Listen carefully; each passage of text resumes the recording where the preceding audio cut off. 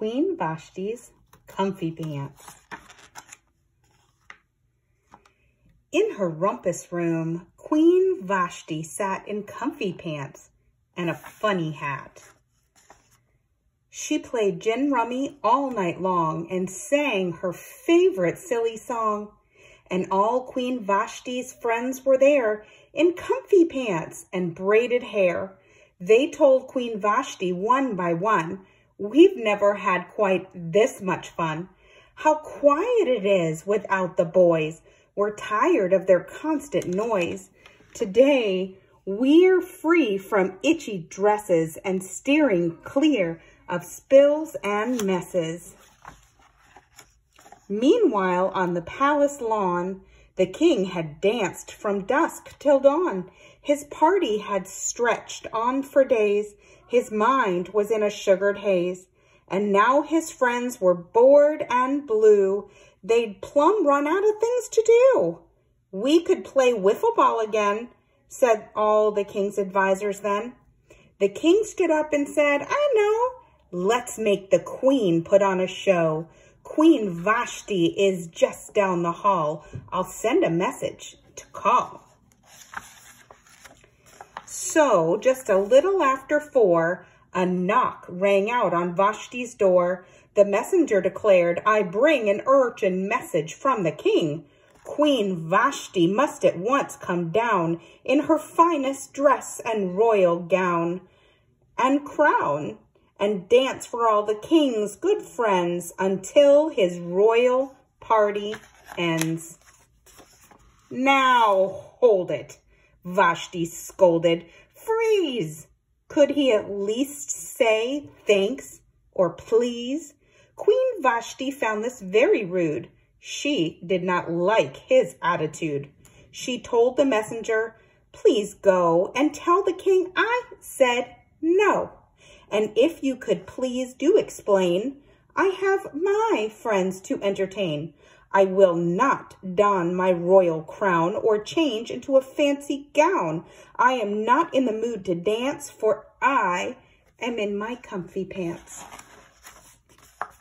The king was shocked to hear this news.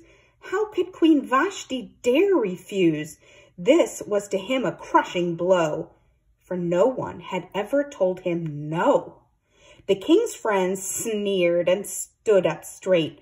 No king should have to sit and wait. Send word to Vashti's room and say she must come down right away.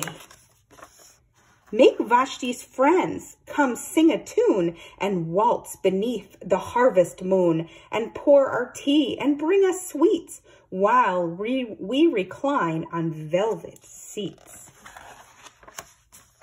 The messenger crept down the hall. He did not like this plan at all.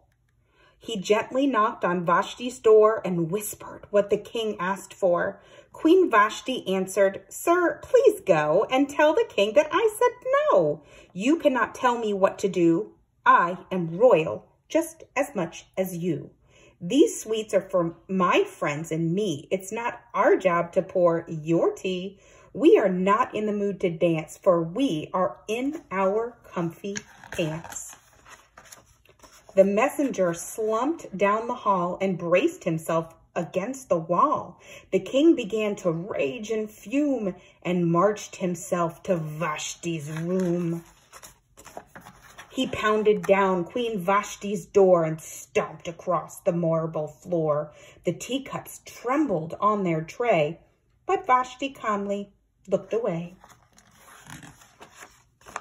"You must dance," the monarch cried. His face burned red with wounded pride.